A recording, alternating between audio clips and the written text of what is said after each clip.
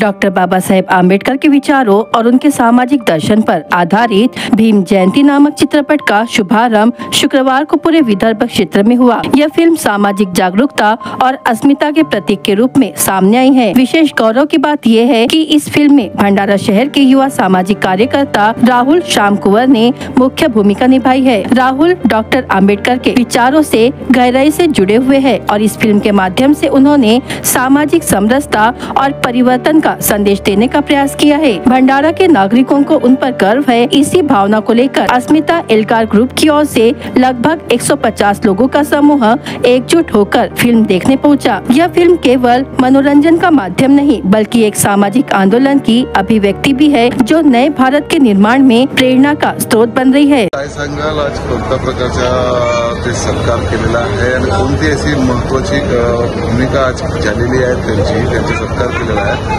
आणि कोणती अशी फिल्म लागलेली आहे त्याचा तुम्ही शुभारंभ केलेला आहे। हजारो वर्षाची सामाजिक गुलामगिरीच्या विरोधामध्ये डॉक्टर बाबासाहेब आंबेडकरांच्या नावानं भीम जयंती या नावाचा आज संबंध विदर्भामध्ये एक चित्रपट सुरू होतो आहे आणि हा चित्रपटामध्ये आमच्या भंडाऱ्याचा जो एक राहुल श्यामकुंवर नावाचा एक सच्चा कार्यकर्ता, समर्पित कार्यकर्ता, डॉक्टर बाबासाहेब आंबेडकरच्या तत्वज्ञानाशी असणारा तो त्या चित्रपटामध्ये मुख्य भूमिकेमध्ये आहे, याचा आम्हाला अभिमान आहे।